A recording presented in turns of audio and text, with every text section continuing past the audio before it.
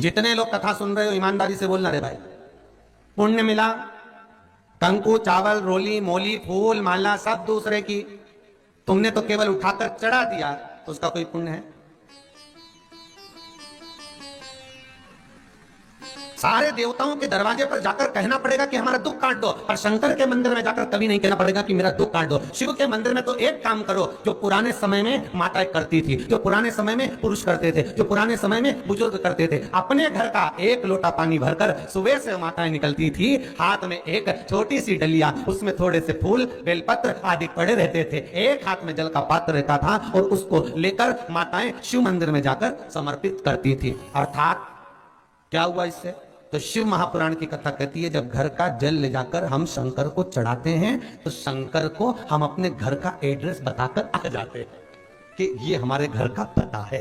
अब तुम शाम को जब निकलो भ्रमण करने के लिए, जब हमारे घर पर होते हुए चले जाना। अब कहने की जरूरत है क्या दुख कटेगा? अब भगवान को बोलना पड़ेगा कि दुख काटो? कुछ नहीं कहना, बस एड्रेस बताना।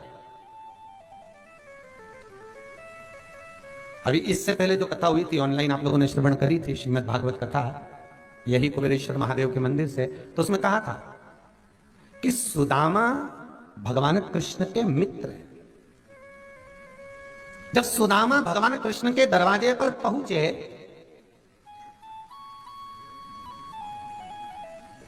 सुदामा जब भगवान कृष्ण के द्वार पर पहुंचे, तो सुदामा ने कृष्ण से यह नहीं कहा कि मैं बहुत दुखी हूं, मैं बहुत तकलीफ में, मैं बहुत कष्ट में, ये सुदामा नहीं कहा। सुदामा ने तो केवल तंदूल की पोटली, चावल की पोटली भगवान कृष्ण के हाथ में आ गई, और भगवान कृष्ण ने वो तंदूल जो लिए, बस भगवान के हाथ में सुदामा के घर का एड्रेस आ गया, पता पड़ गया कि मुझे यहां पर 3 लोक का राज्य प्रदान करना, बस हो गया। अब कई लोग कहते हैं कि सुदामा जी ने वो भगवान कृष्ण ने चावल खाए तो सुदामा को 3 लोक का राज्य मिल गया, पर सही मायने में अगर भागवत जी को देखा जाए तो वो सुदामा के जो कपड़े में तंदूल बंधे थे, वो कपड़ा नहीं था, उसमें एड्रेस लिखा था, वही एड्रेस।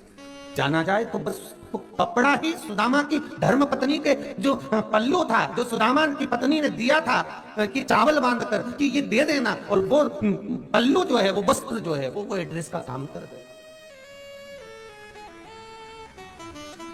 हमें भी भगवान के मंदिर में जाकर ये नहीं कहना कि तुम दुख काटो, हमें तो बस केवल एक लोटा जल लेकर जाना है और भगवान को समर्पित करना है, विनती करना है, निवेदन करना है, और भगवान उसको स्वीकार कर लेगा। बस एक लोटा पानी। अब इतना सरल देव देखो कहीं मिलने वाला है क्या? सारे देवताओं के पूजन में तो सारी सामग्री चाहिए, अच्छे अच्छे वस्त्र पहनाओ, आभूषण पहनाओ, रतन पहनाओ, माणिक पहनाओ, मोती पहनाओ, ये पहनाओ, वो पहनाओ। शंकर जी को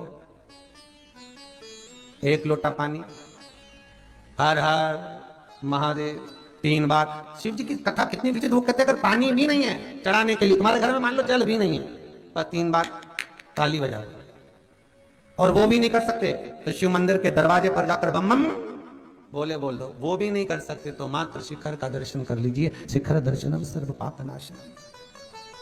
मात्र शिखर का दर्शन करो, उससे भी सर्व पापों का नाश हो जाता। जल चढ़ाने का भी एक तरीका है, और शिव महापुराण की कथा कहती है कि जल जो भगवान शिव को चढ़ाया जाता है, उस 3 तरह का जल शंकर को समर्पित होता है। बहुत ध्यान से सुनना इसकी कथा। 3 तरह का जल शिव को समर्पित होता है, और वो तीनों तरह के जल का अलग अलग भाव है महाराज।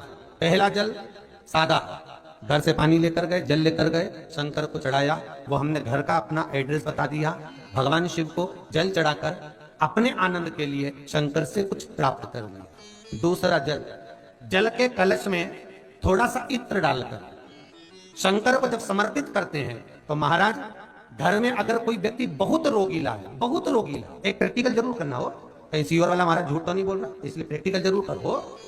प्रैक्टिकल करने में पीछे मत हटना, और प्रैक्टिकल करने के बाद लिख के भी भेजना कि हमने करा। डरना नहीं अपने को। शिव महापुराण में, स्कंद पुराण में, नर्मदा पुराण में, भविष्य पुराण में, अग्नि पुराण में, नारद पुराण में बरहा पुराण में, वामन पुराण में जितनी चीजें लिखी गई है, एक एक प्रैक्टिकल कर देखो। तो शिव महापुराण, स्कंद पुराण का ये भाव याद करिए कि एक लोटे पानी में इत्र मिलाकर, जल में इत्र मिलाकर, बहुत रोगीला व्यक्ति, बहुत बीमार व्यक्ति है, एक लोटा पानी उसका हाथ का स्पर्श कराकर शंकर को चढ़ाना प्रारंभ कर दीजिए। महाराज केवल 5 या 7 दिन चढ़ाओ, और वो 7 दिन के बाद में उस बीमार व्यक्ति का क्रम देखिए कि उसमें कितना आराम लगा है। औषधि दवाई काम करना प्रारंभ करी कि ना करी। केवल इत्र समर्पित, इत्र का जल। तो पहला जल सादा, दूसरा जल है इत्र का, और महाराज तीसरा जल जो शिव महापुराण के अंतर्गत कहा गया है, बेल पत्र का जल। तीसरा जो जल है वो बेल पत्र का जल। बेल पत्र का जल कैसा? तो महाराज शिव महापुराण की कथा कहती है कि जल के पात्र में एक बेलपत्र अंदर डालकर उस जल के पात्र को ले जाकर शिव को समर्पित करना, अर्थात अपनी मन की कामना भगवान शंकर से कह देना। केवल बेलपत्र के माध्यम, बोलना नहीं है हमको कुछ,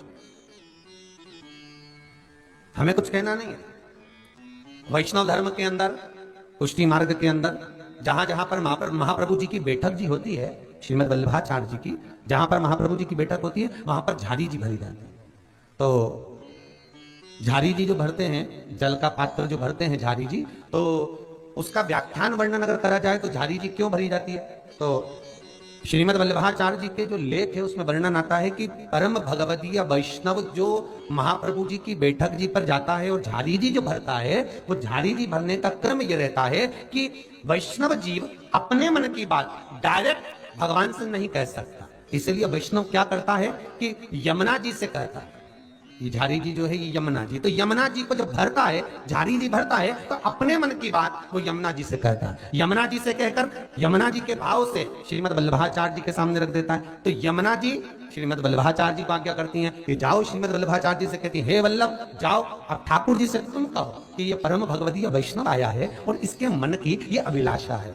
फिर वल्लभ ठाकुर जी से निवेदन करते हैं, फिर ठाकुर जी उसको स्वीकार करते हैं। अर्थात जल चढ़ाना, भगवान का स्नान कराना, भगवान के ऊपर जल का पात्र समर्पित करना, यह हमारे दिल की बात हमें भगवान को कह देना, हमें भगवान को समर्पित कर देना। अच्छा ईमानदारी से बोलो, तुम घर में रोज भगवान नहलाती हो? जितने लोग यहाँ बैठे हैं, जो टीवी के सामने बैठे हैं, वो अपने भाव से कह देना। जितने लोग यहाँ बैठे हैं, तुम घर में भगवान को रोज नहलाते हो? अरे बोलो तो, नहलाते हो ना रोज? तुम रोज भगवान को सुलाते हो?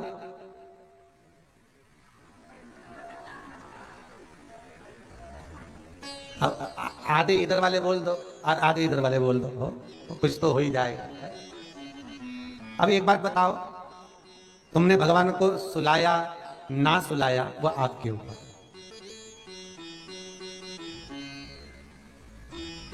तुमने भगवान को नहलाया तो रोज ना, भले सुलाया कि नहीं सुलाया वो तुम्हारी मन की बात है, पर नहलाया तो रोज ना।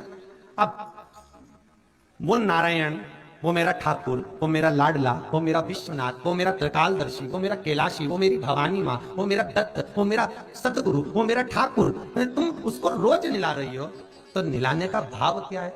कि हम इतने बड़े भगवान को, त्रिलोकी के नाथ को हम स्नान नहीं करा सकते? केवल थोड़ा सा जल जो समर्पित सुबह सुबह करते हैं, वो जल नहीं है, हम अपने हृदय का भाव भगवान को प्रदान कर रहे हैं, हम अपने हृदय की चित्तवृत्ति का भाव भगवान को दे रहे हैं।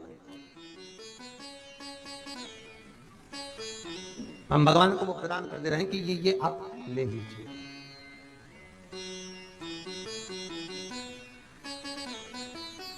जितनी वस्तुएं, जितनी सामग्री पूजन की भगवान को चढ़ती है ना, उतनी सामग्री में कुछ ना कुछ भाव रहता है। बहुत ध्यान देना, जो भी सामग्री भगवान को चढ़ा रहे हो, 3 तरह का जल का जो व्याख्यान वर्णन किया गया। एक सादा जल जो भगवान को कहा, आपने अपना एड्रेस बता दिया, आपने अपने मन का भाव बता दिया। इत्र का जो जल चढ़ाया गया वो केवल रोग मुक्ति के लिए चढ़ाया गया। और तीसरा बेलपत्र, अगर उस जल में एक बेलपत्र भी पड़ी हुई है और वो बेलपत्र पड़ा हुआ जल आप जिस भाव से चढ़ा रहे हो, जिस कामना से चढ़ा रहे हो, शंकर वो कामना आपकी पूर्ण कर दे।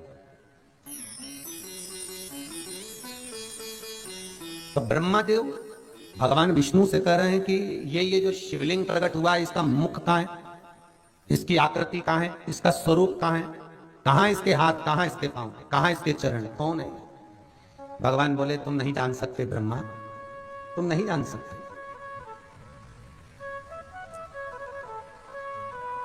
आप अपनी बात सबके सामने रख दो, आप अपनी बात सबके सामने कह दो, पर जिसमें जितना विवेक होगा उस बात को वो उतना ही पकड़ पाएगा। एक बार मीराबाई वृंदावन में भजन गा रही, खूब सुंदर भजन मीराबाई गा रही है, बहुत सुंदर। तानसेन वहां से निकल कर गए, जो स्वर के सम्राट हैं, जो एक एक स्वर को जानते हैं। और राजघराने की शोभा बढ़ाने वाले तानसेन वहां से निकल कर गए, तो तानसेन ने देखा कि मीराबाई कुछ गा रही है। तानसेन रुक गए, और रुके तानसेन ने एक दीवार पर एक कोयला उठाकर, एक काला कोयला उठाकर लिख दिया, कृपया राग में गाएं। जितने लोग निकल कर जा रहे थे सब हंस रहे थे मीराबाई के ऊपर कि मीरा तुझे राग में गाना नहीं आता। तानसेन ने पकड़ लिया, तानसेन ने पकड़ लिया, तुझे राग में गाना नहीं आता। मीराबाई उठी, भजन गाकर जाने लगी, तो पढ़ा कि कृपया राग में गाएं। मीराबाई ने कोयला उठाकर राग के आगे लिख दिया अनु। क्या लिखा है? अनु। अब वो पूरा क्या हो गया? कृपया अनु राग में गाएं। जब तानसेन को मालूम पड़ा कि मीराबाई ने लिख दिया है कि अनुराग में गाएं, तो तानसेन मीराबाई के पास पहुंचा। मीरा, मैं लिखा था कि तू राग में गा, तो तूने अनु लगाकर अनुराग कर दिया। मीराबाई बोली, तानसेन जी बस आप में और मुझ में यही अंतर है। तानसेन जी, आप राजा को प्रसन्न करने के लिए, अकबर को प्रसन्न करने के लिए गाते हो, तो आपको राग की जरूरत पड़ती है। मीरा कहती है मेरे सावरिया को प्रसन्न करने के लिए गाती हूं, तो राग नहीं अनुराग की जरूरत पड़ती है। वहां तो प्रेम परोसा जाता है, वहां केवल स्नेह दिया जाता है।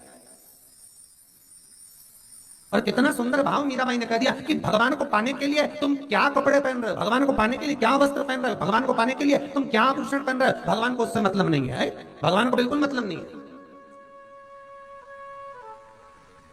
महाराज, हम शंकर का भजन करते हैं तो हमें कौन से कलर के कपड़े पहनना चाहिए? ओ, शंकर को पाने के लिए कपड़ा बदलने की जरूरत नहीं पड़ती, शंकर को पाने के लिए वस्त्र बदलने की जरूरत नहीं पड़ती, शंकर को पाने के लिए कौन से कलर के कपड़े पहनूं कि भगवान मिल जाए। शिव को पाने के लिए कपड़ा बदलने की जरूरत नहीं होती, शंकर को पाने के लिए कलेजा बदलने की जरूरत होती है। जब कलेजा बदलेगा शिव अपने आप मिल जाएगा, भगवान अपने आप में। नहीं तो कईयों ने कपड़े बदले। लंका का राजा रावण जब सीता का हरण करने गया तो संत का चोला पहन कर गए। कितनों ने कपड़े बदले।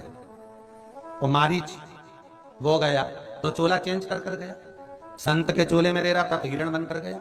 चोला तो कितनों ने चेंज कर बदला, भगवान मिला। भगवान को पाने के लिए वस्त्र कपड़ा बदलने की जरूरत नहीं है, भगवान को पाने के लिए मात्र कलेजा बदलने की जरूरत है। और जिस दिन आपकी वृत्ति मन बदल गया उस दिन भगवान अपने आप मिल गए, अपने आप वो प्राप्त हो जाएगा। महाराज, ब्रह्मा जी के मन का संशय नहीं मिल रहा। ये आपके पिता हैं जी, तो इनके चरण कहां हैं, इनका शीश कहां है? पता नहीं। पिता को जानना बहुत कठिन है। मैं जानना चाहता हूं कि आपके पिता के चरण कहां हैं और आपके पिता का शीश कहां है। भगवान बोले जानिए बिल्कुल। ब्रह्मा जी बोले भगवान विष्णु से एक निवेदन स्वीकार करेंगे आप? बोलिए, क्या निवेदन है? निवेदन केवल इतना सा है कि प्रभु, मैं भगवान का सिर देखने के लिए ऊपर जाता हूं और आप भगवान के चरण देखने के लिए नीचे चले जाओ। भगवान बोले ठीक है। पर भगवान विष्णु बोले एक बात बताओ, ये देखने से होगा क्या? पिता को जानना कठिन है, मानो तो ब्रह्मदेव। ब्रह्मा नहीं माना।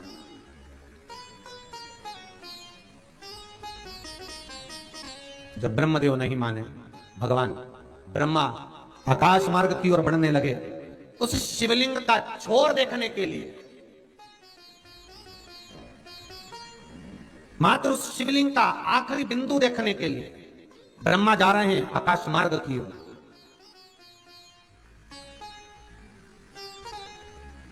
और चरणार बिंद में भगवान विष्णु जा रहे हैं और भगवान विष्णु के मन में यह भाव नहीं है कि मुझे चरण देखना ही है।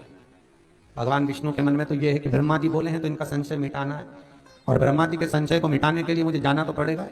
इसलिए नीचे की ओर चल रहे। चलते गए पितृलोक, फिर सूर्यलोक, फिर स्वर्गलोक। भाई लोकों का वर्णन आता है ना, सबसे पहले आता है पितृलोक है। जो हमारे पूर्वज हम जो शांत हो जाते हैं वो सबसे पहले पितृलोक में जाके ठहर जाते हैं। पितृलोक में जाके ठहरते हैं तो इनसे उनके अपने पूरे परिवार के लोग जितने पहले गए हुए हैं ना वो सब मिलते हैं उनसे, और भाई कैसे हो, कैसे आए, बढ़िया, तुमने कोई पुण्य करा कि नहीं करा, सब पूछते हैं। जितने पितृलोक में पितृ विराजमान रहते हैं वो आपस में चर्चा करते हैं तुम्हारा पुण्य कितना है। जो पुण्य कर कर जाता है, जितने पितृलोक में हमारे निवास करते हैं वो उसको गले लगाते हैं। गले क्यों लगाते हैं? क्योंकि पितृलोक में निवास करने वाला जितने पितृ हैं, जब नीचे से कोई जीवात्मा जाती है तो उसको गले इसलिए लगाते हैं कि इनका पुण्य हमारे शरीर को संतुष्टि प्रदान करे और हम इस पितृलोक को छोड़कर सूर्यलोक को जाएं, फिर सूर्यलोक को छोड़कर हम स्वर्गलोक को जाएं।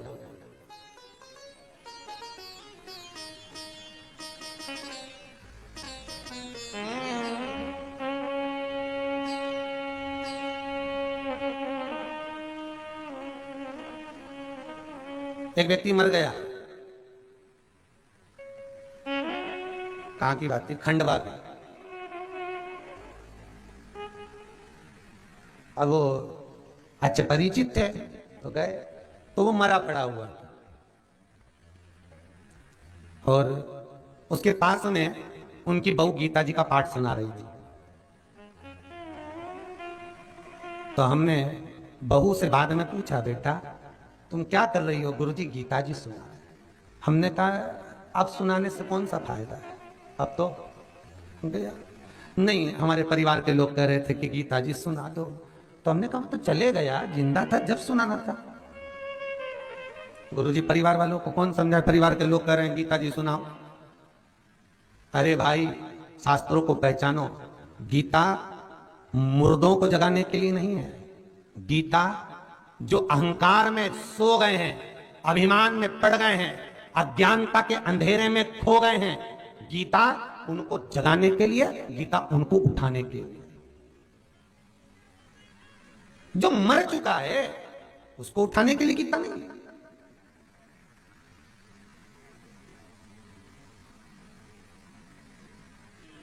जिसके प्राण छूट चुके हैं उसके लिए तो केवल आप भगवत नाम का स्मरण करो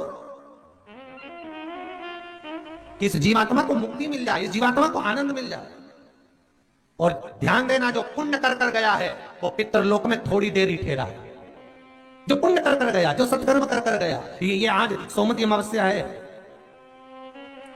ना जाने कितने लोगों ने दान करा होगा, ना जाने कितने लोगों ने पुण्य करा होगा, ना जाने कितने लोगों ने गंगा यमुना सरयू नर्मदा छिपरा, ना जाने कितनी नदियों का स्नान करा होगा, ना जाने कितने लोगों ने पीपल के वृक्ष की परिक्रमा करी होगी, ना जाने कितने लोगों ने तुलसी का पान करा होगा, ना जाने कितने लोगों ने तुलसी के जल का सिंचन करा होगा, ना जाने कितने लोगों ने पीपल के पत्ते का स्पर्श करा होगा, ना जाने कितने लोगों ने पीपल के पत्ते के अग्रभाग का स्मरण किया होगा, केवल सोमवती अमावस्या के लिए। क्यों? क्योंकि हम ये जब करते हैं तो हमारे द्वारा जो सोमवती अमावस्या पर किया गया या सोमवती अमावस्या के अलावा भी जो हमने पुण्य एकत्रित करा, जब हम जाएं तो पितृलोक में जैसे पहुंचे तो हमारे परिवार के लोग वहां जब खड़े मिले पितृलोक में, हमारे शरीर का जब स्पर्श करें तो वो भी तर जाएं और उनको लेकर हम सूर्य लोक में पहुंच जाएं। सूर्य लोक से निकले, वहां का पुण्य इकट्ठा कर कर आनंद करते हुए अपने पुण्य की क्रमता में हम फिर स्वर्ग लोक को चले जाए। गरुड़ पुराण कहती है करोड़ों लोग मरते हैं, परिवार में कुटुंब में ना जाने कितने मरते हैं, पर सबकी सब स्वर्ग लोक नहीं जाते। करोड़ों लोग मरते हैं पूरे ब्रह्मांड में। गरुड़ पुराण कहती है करोड़ों में से कोई एक या दो होते हैं जो पितृलोक से छूटकर सूर्य लोक तक जाते हैं। ध्यान देना जरा, कोई दो एक होते हैं जो सूर्य लोक तक जाते हैं, और करोड़ों अरबों में कोई दो एक होते हैं जो सूर्य लोक से छूटकर स्वर्ग लोक को जाते हैं। और जो स्वर्ग लोक को चला गया उसने जो पुण्य करा था, जो स्वर्ग लोक तक पहुंच गया, फिर उसका कभी जन्म नहीं होता। इसीलिए कई लोग कहते हैं मरने के बाद भगवान स्वर्ग दे देना, तो भगवान के ऐसा तो ढेर सारा पड़ा है, बहुत सारे पड़े। चढ़ो तो सीढ़ी, जब सीढ़ी चढ़ोगे तब भगवान का दर्शन होगा। चढ़ो तो आधे तो सीढ़ी के नीचे ही बैठ गए, कई लोग तो थोड़ी दूर तक चले जाएं, बैठ जाएं, फिर चढ़ जाएं, फिर बैठे, फिर चढ़ रहे, तो पहुंचो तो वहां तक जाओ। तो अब सारे लोगों का स्मरण करें, ब्रह्मा जी चढ़ते जा रहे हैं भगवान शंकर का सिर देखने के, चढ़ते जा।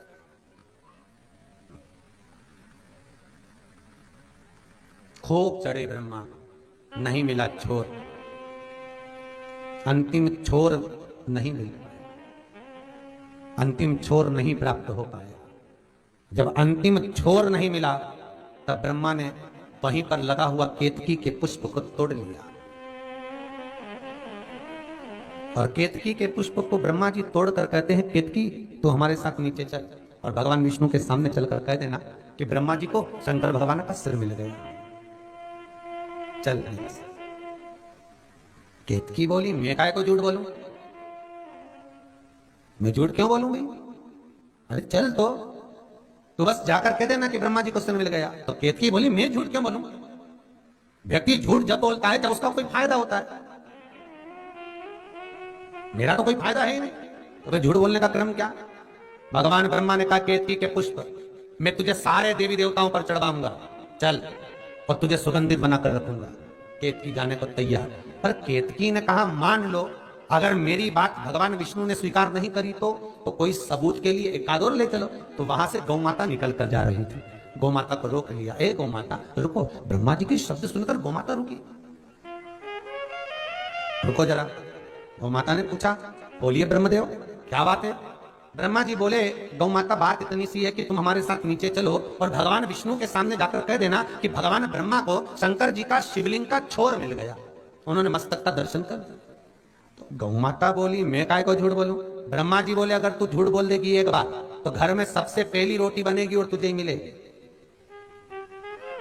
अब एक रोटी के चक्कर में गाय झूठ बोल दी, मात्र एक रोटी, और केवल एक रोटी के चक्कर में गाय झूठ नहीं बोल रही, एक रोटी के चक्कर में संसार में जन्मा हुआ हर व्यक्ति झूठ बोल रहा है। एक इतना बड़ा 1 मीटर का कपड़ा कंपनी से निकला, फैक्ट्री से 10 रुपए का, 10 रुपए से आया दुकान पर, हो गया 20 रुपए का। 20 रुपए के तुम चाहो तो 3-4 रुपए बढ़ा कर ले लो, पर नहीं, अरे जीजी भगवान की सौगंध खाऊंगे तो इतने का ही कंपनी में इतने का आया। बताओ, भगवान तो ऐसा मिला पड़ा है कि जो मिल जाए बस उसी की सौगंध खाए।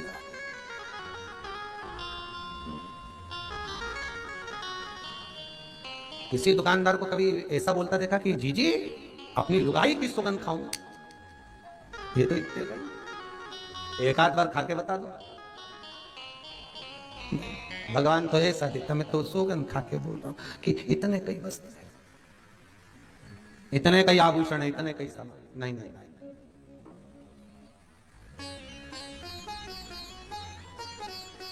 एक रोटी के चक्कर में गौ माता झूठ बोलने को तैयार हो गई। मात्र एक रोटी के चक्कर में संसार का मनुष्य भी झूठ बोलने को तैयार हो जाता है।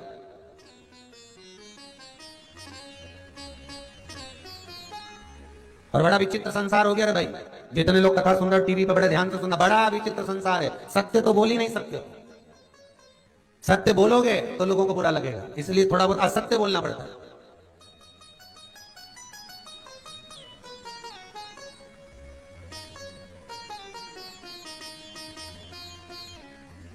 बस ब्रह्मा जी नीचे आ गए, गाय को लेकर, केतकी के पुष्प को लेकर। भगवान विष्णु तो बैठे हुए थे शंकर जी के शिवलिंग के सामने,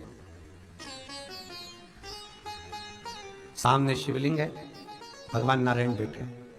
बड़ा सुंदर दर्शन है, देखिएगा जरा। सामने शिवलिंग हो और भगवान विष्णु सम्मुख में बैठे, केवल शिव जी को निहार रहे हैं। ना कोई जल चढ़ाया जा रहा है, ना कोई धतूरा चढ़ाया जा रहा है, ना कोई बेलपत्र चढ़ाई जा रही है, ना कोई दिया लगाया जा रहा है, ना कोई समीप पत्र चढ़ाया जा रहा है, ना कोई वस्त्र, ना कोई आभूषण, ना कोई श्रृंगार चढ़ाया जा रहा है। बस केवल भगवान विष्णु शंकर के शिवलिंग के सम्मुख में केवल बैठे हैं, दर्शन कर रहे हैं।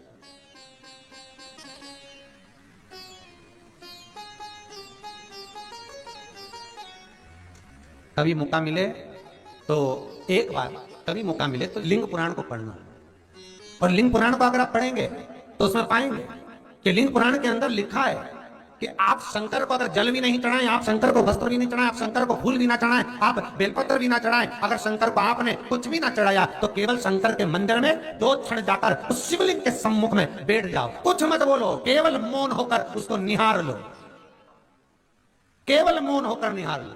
बहुत बहुत वो गीत याद कर लो, आ बैठ मेरे पास में तुझे देखता रहूं। भगवान विष्णु शिव को निहार रहे, कुछ नहीं बोले, कुछ भी, बस केवल सामने शंकर है और भगवान विष्णु है। और फिर निवेदन करूंगा, जो पहले की कथाओं में कहा, अधिक मास के महीने में कहा था कि जिस मंदिर में कोई ना जाए शंकर के, उस मंदिर में तुम जाओ। जिस शिव के मंदिर में कोई ना जाए, उस मंदिर में तुम जाओ। जिस मंदिर में कोई झाड़ू ना लगाए, उस मंदिर की बुआरी तुम काट लो। जिस मंदिर में कोई पोछा ना लगाए, उस मंदिर का पोछा तुम लगाओ। जिस मंदिर में कोई बेलपत्र फूल ना चढ़ाए, उस मंदिर में जाकर तुम आराधना करो। उस मंदिर तक तुम पहुंचो। जब एकांत में मेरे भगवान भूतेश्वर, जो भी शंकर होगा, कपिलेश्वर, कपालेश्वर, भूतेश्वर, पिपलेश्वर, बटकेश्वर, नर्मदेश्वर, जो भी वहां बैठा होगा, अपनी मस्ती में बैठा होगा, उसके पास जाकर आप 2 क्षण बैठो तो कुछ मत बोलना, केवल उसका स्पर्श, उसका दीदार कर लेना। बाबा खुद दे देगा, कुछ मांगना ही नहीं पड़ेगा। बहुत भोला है मेरा शंकर। एक चोर चोरी करने शिव जी के मंदिर में आया, कुछ भी नहीं था, कपड़ा उतारा, त्रिशूल में लपेटा, आग लगाई, चारों तरफ चोरी का सामान ढूंढने लगा। और चोरी का सामान ढूंढता ढूंढता शंकर भगवान प्रसन्न हो गए। मांग तुझे क्या चाहिए? तो कहता है भोलेनाथ मैं आपको जाना नहीं। शंकर जी कहते मैं शिव, मांग तुझे क्या चाहिए? मैंने तो कुछ मांगने के लिए आपके मंदिर में आया नहीं, मैं तो चोरी करने आया था। चोरी का सामान देख रहा था, उजाला नहीं था, प्रकाश नहीं था, इसलिए आग लगाई। मैंने सोचा जंगल में, ये गांव के बाहर इस मंदिर में कुछ तो मिलेगा। शंकर जी कहते हैं आज शिवरात्रि का दिन है, मेरे मंदिर में तूने प्रकाश करा है, उजाला करा है, जा मैं तुझे कुबेर के सिंहासन पर बिठाता हूं। कुबेर को नीचे उतार देना, तू जाकर बैठ जाना। जैसे ही भगवान ने वर दिया, चोर सीधे पहुंच गया वहीं कुबेर के पास। कुबेर से कहा नीचे उतर। कुबेर बोले तू कौन? तो कि मैं चोटता। तो क्या चोटता यहां कहां से आ गया?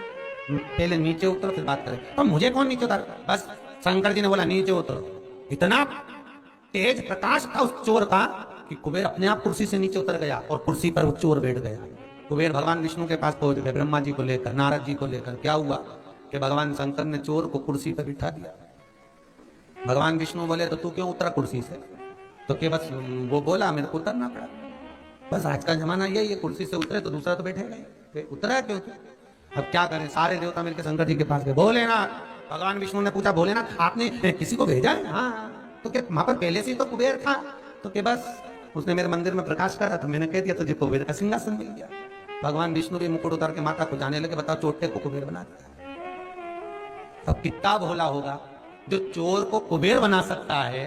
तो आप तो एक लोटा पानी चढ़ाए हो, उसकी आराधना करे हो, उसकी पूजन करे हो, उसकी चाकरी करे हो, तो क्या आपको नहीं दे सकता? आपको प्रदान नहीं कर सकता? क्या ना देश। जिस मंदिर में कोई ना हो, जिस मंदिर में शंकर अकेले बैठे हो, बस सामने नंदी और शिव, वहां आप जाओ और दिल से रिझाओ उसको। बस जो एकांत में बैठा हो वहीं चले जाए।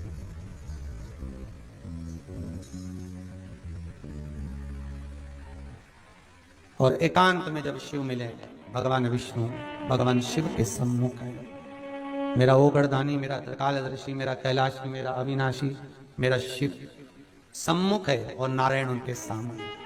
ब्रह्मा जी पहुंच गए। ब्रह्मा जी ने भगवान विष्णु को उठाया, श्रीमन नारायण, हरि नारायण, नारायण नारायण, बार बार ब्रह्मा कह रहे हैं, बार बार। भगवान नारायण उठे, ब्रह्मदेव आप आ गए? हाँ।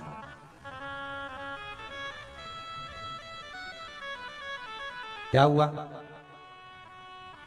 गए थे तुम ऊपर तो भगवान शिवलिंग का छोर मिला कहीं? ब्रह्मा जी बोले पहले हम बात बताएंगे, पहले आप बताओ, आप नीचे गए थे, पिताजी तो आपके, आपको कहीं चरण मिले भगवान शिव के? वो जो शिवलिंग रखा गया है, तो शिवलिंग जहां रखा उसके चरण कहां?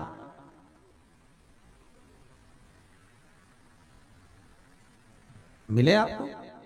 भगवान नारायण ने एक शब्द कहा भगवान ब्रह्मा को, ए ब्रह्मदेव, मैं गया बहुत नीचे तक पहुंचा, तलातल रसातल तक मैं पहुंच गया, पर मुझे भगवान के चरण नहीं मिले, इसलिए मैं पुनः वापिस आ गया, पुनः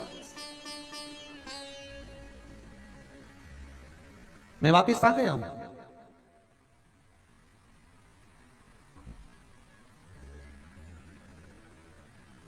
अब देखिएगा जरा, भगवान विष्णु का नाम अभी तक नारायण था, हरि था, विष्णु था, सब कुछ था। आज भगवान का एक नया नामकरण संस्कार मेरे शंकर जी कर रहे हैं। शिव जी भगवान विष्णु का नाम आज जो नामकरण संस्कार कर रहे हैं वो सारी दुनिया में प्रसिद्ध हो गया। जो भगवान शंकर ने भगवान विष्णु का नाम लिया, क्या बोले? जैसे ही बोले कि मैं गया पर मुझे कहीं चरण नहीं मिला, मैं वापिस आ गया, क्योंकि मैं जानता हूं पिता के मर्म को जानना कठिन है। मैं ये जानता हूं कि पिता के मर्म को नहीं जानता। शिवलिंग में से आकाशवाणी हो गई, नारायण तुम आज से सत्य नारायण, तुम आज से सत्य नारायण, तुम आज से सत्य नारायण हो।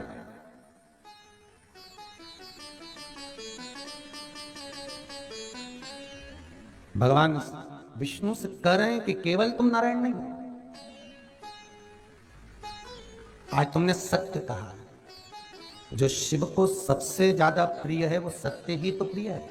सत्यम शिवम सुंदरम। अब तुम भले फूल दो, अगरबत्ती दो, दिया बत्ती दो, धतूरा दो, बेलपत्री दो, चूरमे का खूब भोग लगाओ, शंकर जी को खूब दूध दही से नहलाओ, तो भगवान शंकर से कहो कि हमारी मुराद पूरी कर दो, तो शंकर भगवान बोले तूने सब कुछ चढ़ाया, पर गेट पे जब आ रही थी मंदिर के, किसी ने फोन पर पूछा जीजी कहाँ है, तो तू बोली बस मैं निकली हूँ ऑफिस के लिए। अब मंदिर में आ रही और क्या ऑफिस के लिए निकली, तो झूठ तो तू वहीं बोल दी। अब बोल तेरा ये सब कुछ चढ़ाना मुझे स्वीकार होगा?